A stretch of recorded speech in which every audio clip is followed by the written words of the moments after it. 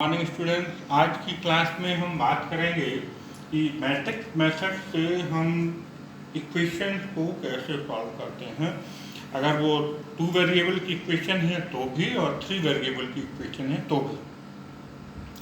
लेकिन उसके पहले हम ये देखेंगे कि वो सिस्टम ऑफ इक्वेशन कंसिस्टेंट है या इनकंसिस्टेंट। तो इसके लिए हम क्वेश्चन नंबर 1 में क्वेश्चन है examine the consistency of the system of the equation this. Question 1 करने से पहले हम आपको कंसिस्टेंसी चेक करना सिखा दें आपको कि कोई इक्वेशन कंसिस्टेंट कब होगी और कब नहीं होगी। इसके लिए अगर हम कहें कि if a x equal to b and a is a square matrix,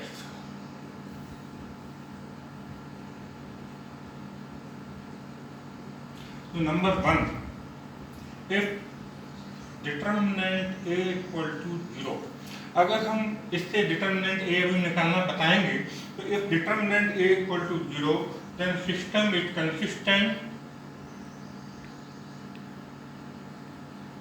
and has unique solution.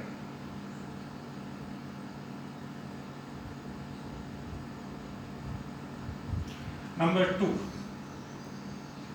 if determinant a, sorry पहले में नॉट इक्वल टू आएगा, determinant a is not equal to 0 then system is consistent and has unique solution. And second condition में if determinant a equal to 0 और साथ में एक बात और है कि adjoint a into b, adjoint a into b is not equal to 0, then system is inconsistent and has no solution. And third case यहाँ पर बनेगा if determinant a equal to 0 and adjoint a into b is also 0, then system may be consistent or may not be consistent, either consistent or inconsistent.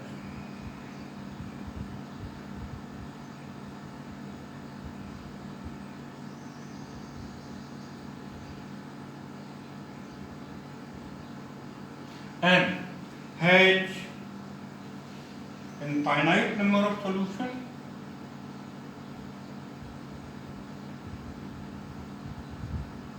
infinite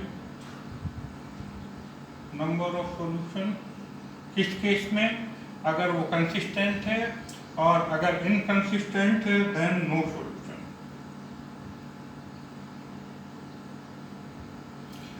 generally पहले वाले दोनों case apply होते हैं। तो अब हम आपको क्वेश्चन नंबर 1 के लिए ये बताने वाले हैं कि ये सिस्टम कंसिस्टेंट है या नहीं। तो हमने क्वेश्चन नंबर 1 लिया है यहाँ पे बच्चों। तो इस क्वेश्चन से हम 3 मैट्रिक्स लिखेंगे, matrix A, matrix B and matrix X. तो यहाँ पर मैट्रिक्स ए होगी, जो एक्स वाई जेड के कोफिशिएंट्स हैं वो लिख लेंगे यहाँ पर हम 5 -1 4 2 3 5 5 5 -2 6। वैसे हमें b और x की ज़रूरत नहीं है अभी, लेकिन फिर भी हम लिख देते हैं 5 2 1, ये b लिखा जाएगा। और x इक्वेशन b में, मैट्रिक्स b में हम लिखेंगे 5 2 -1 और x होगा x y z, जो इसके वेरिएबल होंगे वो। तो अभी कंसिस्टेंसी के लिए हम जो हमारे पास मैट्रिक्स A निकली है इसका डिटर्मिनेंट A निकालें। तो डिटर्मिनेंट A होगा 5 -1 4 2 3 5 5 -2 6। इस 3×3 डिटर्मिनेंट को हम सॉल्व कर लें किसी एक रो या एक कॉलम से। मान लीजिए हम फर्स्ट रो से इसको सॉल्व करें तो 5, सामने की रो और कॉलम हटा दें तो हो जाएगा 18 -+ n, बीच में माइनस का साइन आता है और -1 ये आएगा। तो इसके सामने की रो और कॉलम अगर हटा देते हैं तो हो जाएगा 12 - 25 एंड +4 इसके सामने को रो और कॉलम हटा दें तो आएगा -4 + 15। क्या आएगा इस 4 के लिए रो और कॉलम जाएगा -4 -15। तो अगर हम इसको सॉल्व करें तो 5 × 28 माइनस माइनस हो जाएगा +1 × -13 एंड +4 × -19 140 -13 -76 140 -89 तो आपका आ जाएगा 51। तो हम यहाँ देख सकते हैं it is not equal to 0। तो अगर डिटर्मिनेंट ए की वैल्यू 0 के इक्वल नहीं निकलती है देन हम कह देंगे system is consistent and it has unique solution. तो अभी हम सिर्फ कंसिस्टेंट बोल के और रोकें। तो अब हम लेते हैं क्वेश्चन नंबर 2।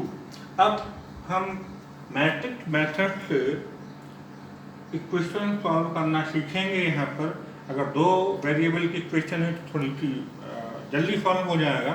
अगर 3 वेरिएबल की इक्वेशन है तो थोड़ा सा क्वेश्चन थोड़ा सा बड़ा हो जाता है। अगर हम क्वेश्चन नंबर 2 लें तो इसको हम रीएडजस्ट करके लिखेंगे इक्वेशन को x + 2y = 4 -4 इधर जाएगा 4 एंड 2x + 5y = 9। और अब हम यहाँ से जिस तरीके से पिछले क्वेश्चन में हमने a, b और x लिखा था तो यहाँ पर मैट्रिक्स A हो जाएगी x और y की कोएफिशिएंट 1 2 2 5, b हमारे पास हो जाएगा 4 9 और x का मतलब यहाँ 2 वेरिएबल है x और y। यहाँ पर हम फॉर्मूला लगाते हैं ax = b। ax = b या यूं बोले कि x = a इनवर्स × b। तो a इनवर्स हमें सबसे पहले निकालना है और a इनवर्स निकालने के लिए हमें क्या क्या प्रोसेस करना पड़ता है। सबसे पहले कोफैक्टर निकालेंगे, एडजॉइंट निकालेंगे, उसके पहले हम डिटर्मिनेंट a निकाल चुके होंगे। देन a इनवर्स के लिए फार्मूला अप्लाई करेंगे 1 डिटर्मिनेंट a × एडजॉइंट a। इतना सब कुछ करने के बाद फिर हम इस फार्मूले पे आएंगे। तो सबसे पहले तो हर ऐसे क्वेश्चन में हम ये चेक कर लेते हैं कि इक्वेशन कंसिस्टेंट है या इनकंसिस्टेंट। अगर डिटर्मिनेंट a 0 आ गया तो हम बोलेंगे इनकंसिस्टेंट और आगे हमें उसको सॉल्व करने की जरूरत नहीं होगी। But determinant is not equal to 0 that mean system is consistent, that is equation system has a unique solution. तो हम आगे बढ़ेंगे। तो यहाँ डिटर्मिनेंट a की बात करें 1 2 2 5, इसको अगर हम सॉल्व करें तो 5 - 4 = 1 and it is not equal to 0, therefore system has a unique solution। और अगर सिस्टम का यूनिक सॉल्यूशन है तो अब हम a इनवर्स निकालने की बात करेंगे। यहाँ पर उसके लिए हम कोफैक्टर्स निकालें, यहाँ लिख देते हैं therefore system has unique solution। चलिए इसके बाद हम कोफैक्टर निकालें C11 C12 C21 C22। और हमने पिछले वीडियोज में आपको ये निकालना सिखाया था। इसके साइन चलेंगे प्लस माइनस माइनस प्लस, कहते आते हैं -1 टू दी पावर, ये दोनों प्लस करके लिख देते हैं। इवन आता है तो प्लस हो जाता है पावर और ऑड आता है तो माइनस हो जाता है। C11 के लिए बात करें इसके सामने रो और कॉलम हटे आएगा 5 आएगा तो ये 5। C12 इसके लिए बात करें इसके सामने रो और कॉलम हटेगा तो 2 बचेगा, क्या आ जाएगा -2। C21 के लिए बात करें सामने के रो और कॉलम हटा दें तो ये 2 आएगा तो ये भी -2 हो जाएगा। और C22 के लिए बात करें सामने के रो और कॉलम हटा दें तो 1 आ जाएगा। तो इसके लिए अगर हम एडजॉइंट A लिखें डायरेक्ट तो हम लिख देंगे 5 - 2 एंड -2 1। ये एडजॉइंट आया। डिटर्मिनेंट A निकालें, सॉरी A इनवर्स निकालें तो A inverse = 1 determinant A into adjoint ये फॉर्मूला होता है इन्वर्स का, तो 1 डिटर्मिनेंट ए की वैल्यू कितनी निकली है 1 इंटू एडजॉइंट ए हमारे पास निकल आया है 5 -2 -2 1, तो ये हमारे पास आ जाएगा 5 -2 -2 1। स्टूडेंट्स, हमने पिछले वीडियो में एक बात आपको बताई थी कि अगर 2 क्रॉस 2 का मैट्रिक्स हमारे पास है तो उसका हम डायरेक्ट इन्वर्स भी निकाल सकते हैं। अगर ओटी में क्वेश्चन है, क्वेश्चन 4 मार्क्स या 5 मार्क्स में है तो हमें पूरा करके बताना पड़ेगा, लेकिन अगर ओटी में क्वेश्चन है तो हम सबसे पहले तो यहाँ 1 डिटर्मिनेंट है, डिटर्मिनेंट हम कैलकुलेट कर चुके होते हैं, आप ओरल कर सकते हैं, वो लिख दें। और एडजॉइंट ए लिखने के लिए हमने क्या बताया था कि ये दोनों एलिमेंट आपस में इंटरचेंज हो जाएंगे और इन एलिमेंट्स के साइन चेंज हो जाते हैं, प्लस है तो माइनस, माइनस है तो प्लस। आप देख सकते हैं 5 और 1 यहाँ इंटरचेंज होकर लिख गए, और ये दोनों प्लस के 2 थे तो माइनस के 2 आ गए। तो ये आप डायरेक्ट भी कर सकते हो ओटी क्वेश्चन के लिए, यहाँ पे नहीं कर सकते आप डायरेक्ट। तो अब हम ये फॉर्मूला अप्लाई कर लें कि therefore x equal to a inverse into b। तो ए इन्वर्स हमारे पास आ रहा है 5 -2 -2 1, और b की वैल्यू हमारे पास है 4 9। x को हम लिख सकते हैं x और y, इनका हम मैट्रिक्स मल्टीप्लाई जिस तरीके से करते हैं कर लें, इसका रो और सेकंड मैट्रिक्स का कॉलम, तो आपका हो जाएगा 20 -18, और इसका इसमें मल्टीप्लाई करें तो -8 + 9, तो हमारे पास ये आ जाएगा 2 और 1। अगर हम इसको कंपेयर करें मैट्रिक्स को, तो यहाँ हम देखेंगे therefore x equal to 2 and y equal to 1, ये हमारा आंसर है। इस आंसर को हम वेरीफाई भी कर सकते हैं कि हमने आंसर जो निकाला है वो राइट है या रॉन्ग है। कैसे कर सकते हो, x और y की वैल्यू आप यहाँ इक्वेशन में रख के देख लें, तो x की जगह 2 रखें और y की जगह 1 रखें, तो 2 + 2 4, 4 - 4 = 0। तो इस तरीके से आप ये देख पाएंगे कि आपका आंसर राइट है। हम अब आ गए हैं क्वेश्चन नंबर 3 पर। अगर आप इसको मोटे तौर पे देखें तो आपको 2 वेरिएबल्स दिखाई दे रहे हैं, ये थोड़ा सा कंफ्यूज कर सकता है, यहाँ ध्यान देना पड़ेगा आपको। लेकिन अगर हम इसको ध्यान से देखें तो यहाँ 3 वेरिएबल हैं, 3 वेरिएबल्स हैं, x, y एंड z। इसका मतलब हमें इक्वेशंस को तीनों वेरिएबल्स के फॉर्म में लिखना पड़ेगा। तो इक्वेशंस को रीअरेंज करके लिखें तो हम लिख देंगे x + y + 0 z = 0।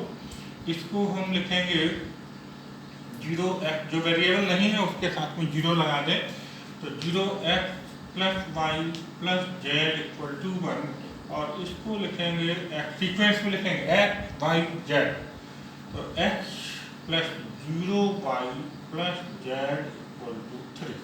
इस तरीके से लिखने के बाद हमारा यहाँ मैट्रिक्स A क्या आ जाएगा 1 1 0, B 0 1 1 और 1 0 1, ये आ गया A। अगर हम यहाँ B लिखना चाहेंगे तो 0 1 3, और X लिखेंगे तो तीनों वेरिएबल यहाँ लिख लें F Y एंड Z। अब सबसे पहला काम इस क्वेश्चन को सॉल्व करने के लिए, इस टाइप के क्वेश्चन को सॉल्व करने के लिए डिटर्मिनेंट A निकालें। और सबसे पहले देखें अगर 0 आ जाता है देन हमें आगे सॉल्व करने की जरूरत नहीं है, आप लिख देंगे सिस्टम है नो सॉल्यूशन। लेकिन if determinant A not equal to 0 then system है कि यूनिक सॉल्यूशन, उस केस में आपको आगे सॉल्व करना। तो डिटर्मिनेंट A अगर हम यहाँ निकालें तो आएगा 1 1 0 0 1 1 1 0 1। इसको किसी एक रो या एक कॉलम से ओपन कर लें, ओपन करते हैं ना तो 1 सामने की रो और कॉलम जाएगा, तो 1 -0 -1, इसके सामने की रो और कॉलम, सॉरी इसके सामने की रो और कॉलम जाएगा, तो 0 -1 प्लस ये 0 ही हो जाएगा, तो उससे कोई फर्क नहीं पड़ना, तो आएगा 1 + 1। इसका मतलब ये आ गया 2, and 2 is not equal to 0, therefore system has unique solution.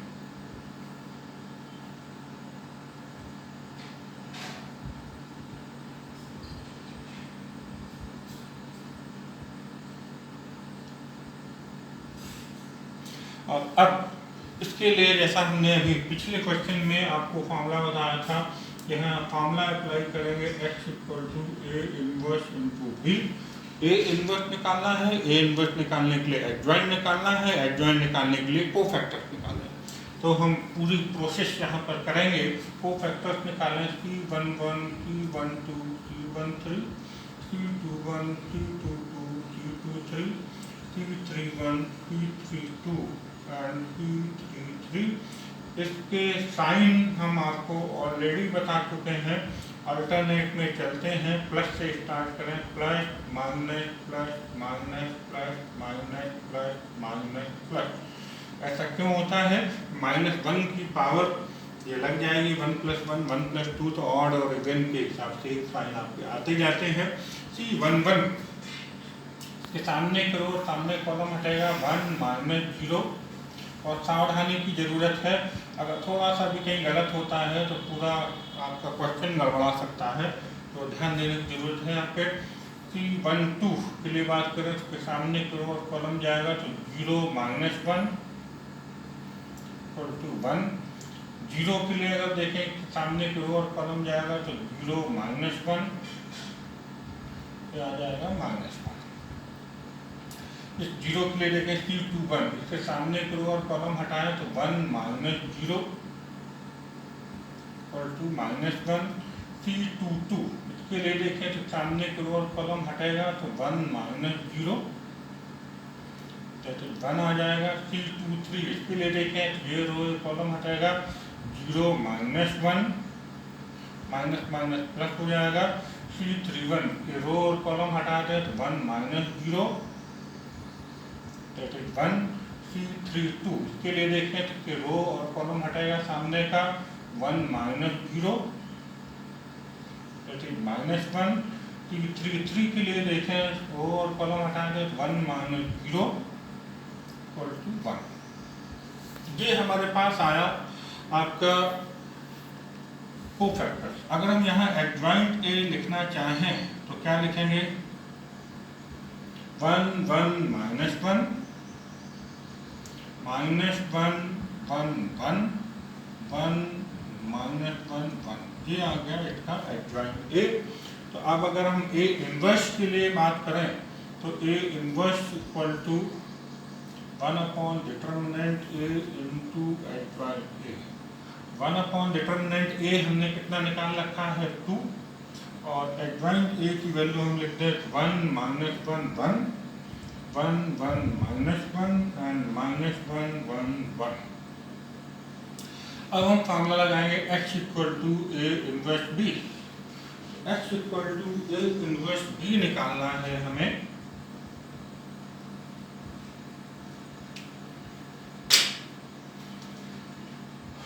x = A inverse into B। x की जगह हम x y z लिख सकते हैं। ए इनवर्स हमने निकाला है 1/2 1 - 1 1 1 1 -1 -1 1 1। और b हम यहाँ से लिख दें 0 1 3 0 1 3।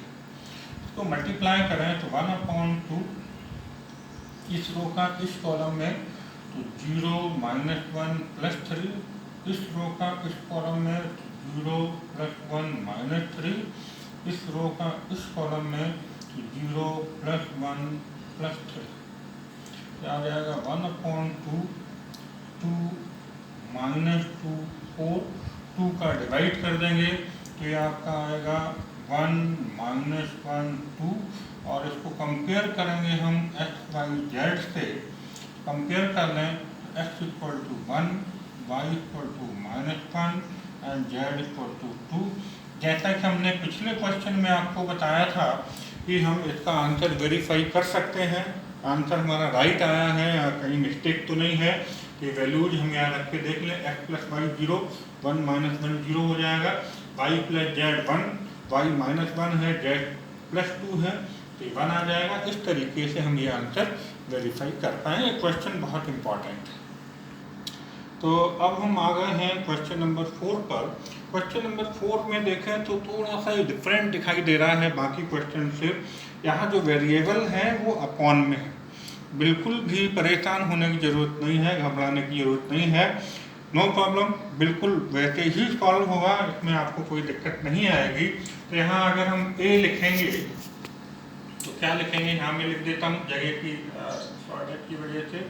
ए हो जाएगा 2 3 10,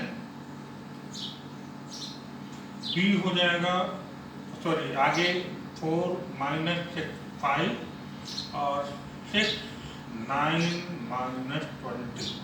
ये जो नंबर लिखे थे, कांस्टेंट लिखे थे, वो हमने ए में लिख लिए। बी हमारे पास होगा यहाँ पर 4 1 2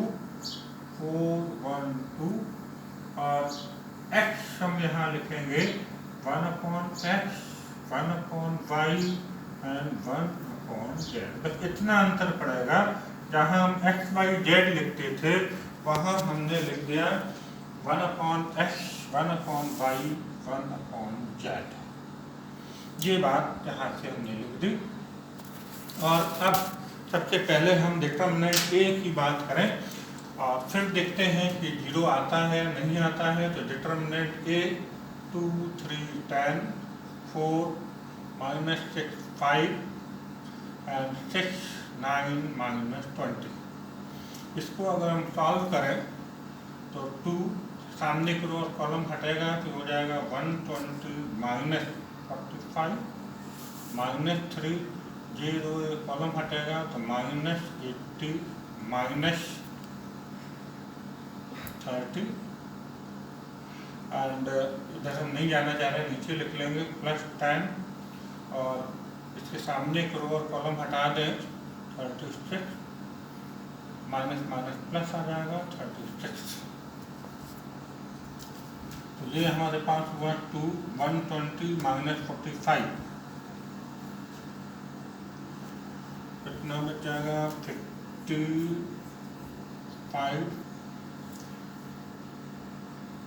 -3 और ये माइनस का आ जाएगा 110 और +10 × 72 तो 150 माइनस प्लस आपका हो जाएगा तो +330 +720 लगता है थोड़ी सी। तो ये 2 × 75 150 -+330 +720 और इसको जब हम प्लस कर रहे हैं तो आपको हो जाएगा 1200 and which is not equal to 0। That means system has a unique solution.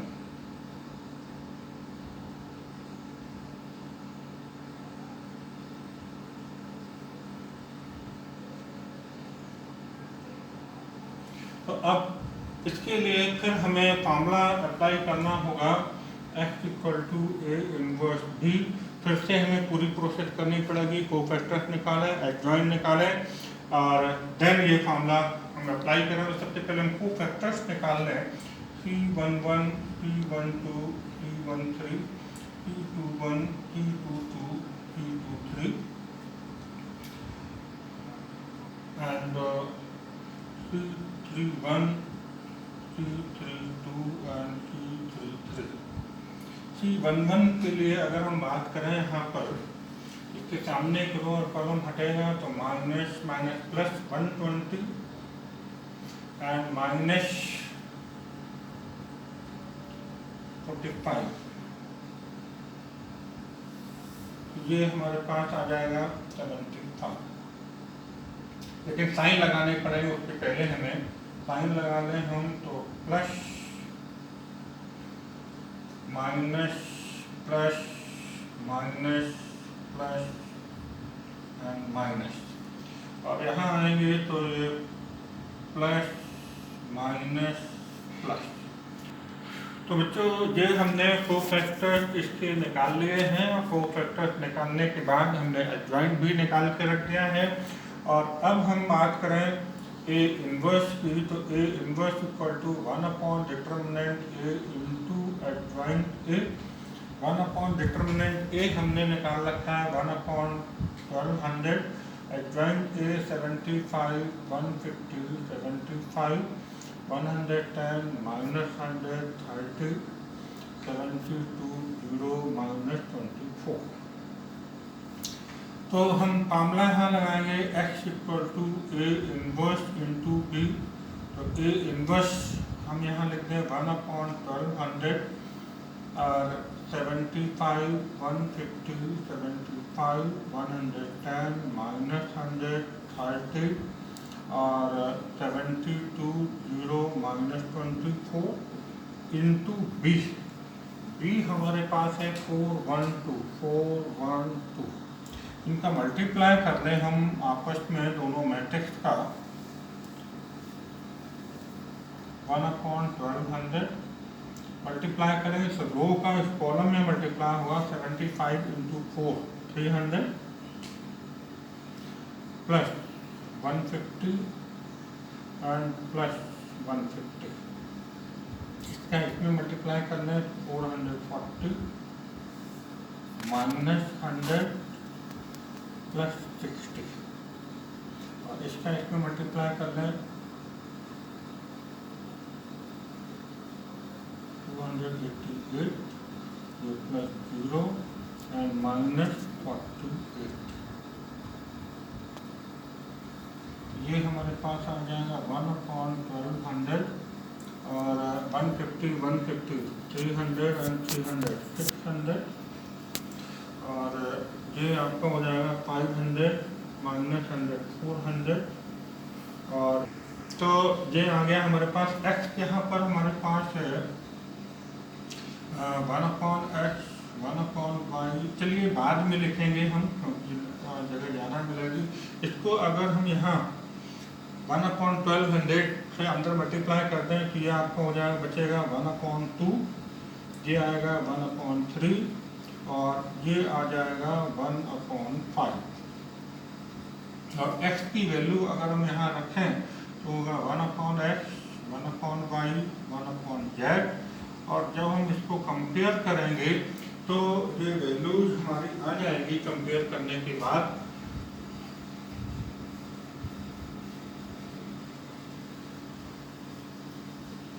Compare अगर करते हैं तो 1/x इक्वल टू 1/2 होगा 1/x equal to 1/2 this implies x equal to 2। यहाँ से 1/y equal to 1/3 and this implies y equal to 3 and 1/z equal to 1/5 and this implies z equal to 5। तो ये values हमारे पास आ गई हैं x equal to 2 y equal to 3 and z equal to 5। इसको हम verify भी कर सकते हैं, रख के आपका आंसर मिल जाएगा। Thank you.